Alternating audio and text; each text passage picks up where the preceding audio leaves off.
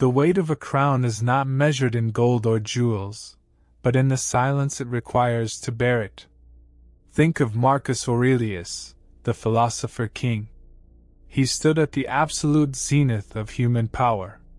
He commanded the greatest empire the world had ever seen.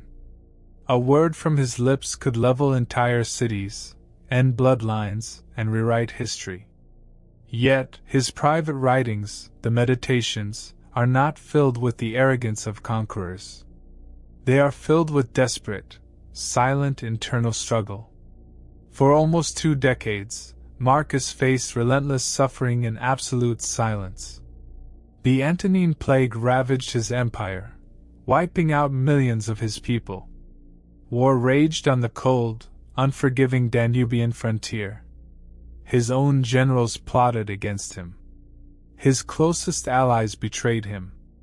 Even his own family members conspired behind closed doors. To whom could the emperor complain? Who could he turn to for sympathy?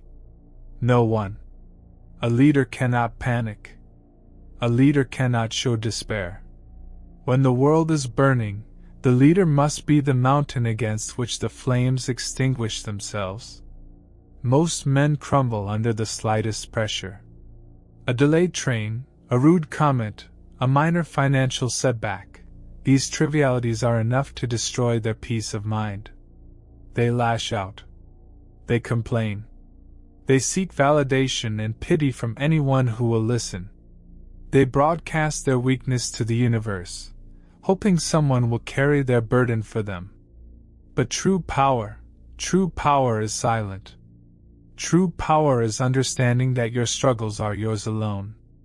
Imagine holding an ocean of rage, grief, and exhaustion inside your chest, and showing the world nothing but a completely calm, unbothered exterior.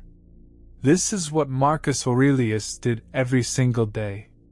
He wrote, "Be like the cliff against which the waves continually break, standing firm, taming the fury of the water around it." When you complain, you are telling the world that your environment controls you. You are admitting that external circumstances have breached your inner citadel. You are handing the keys of your mind over to your enemies. When someone insults you, they are giving you a gift. They are giving you the opportunity to exercise absolute control over your own ego. By responding, by trying to win the argument, you descend to their level. You validate their existence. But by remaining silent, you conquer them.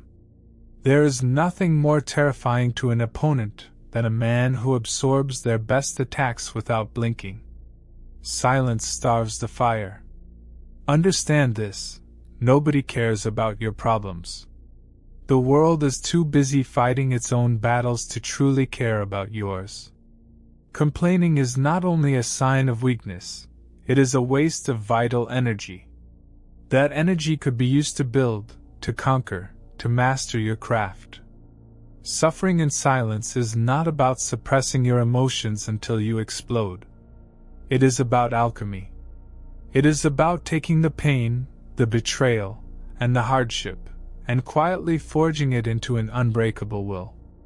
When you are alone in the dark, when the weight of your responsibilities feels like it is crushing your chest, do not beg the universe for a lighter burden.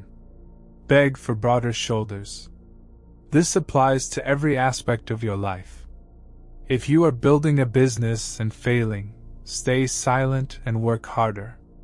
If someone breaks your heart, stay silent and build an empire so vast they can never reach you again. If the modern world tries to force its chaotic, degenerate noise into your mind, stay silent and cultivate your intellect. Do not announce your plans. Do not announce your victories. Do not announce your defeats. Move in absolute silence. The loudest man in the room is always the weakest. He uses noise to mask his insecurity.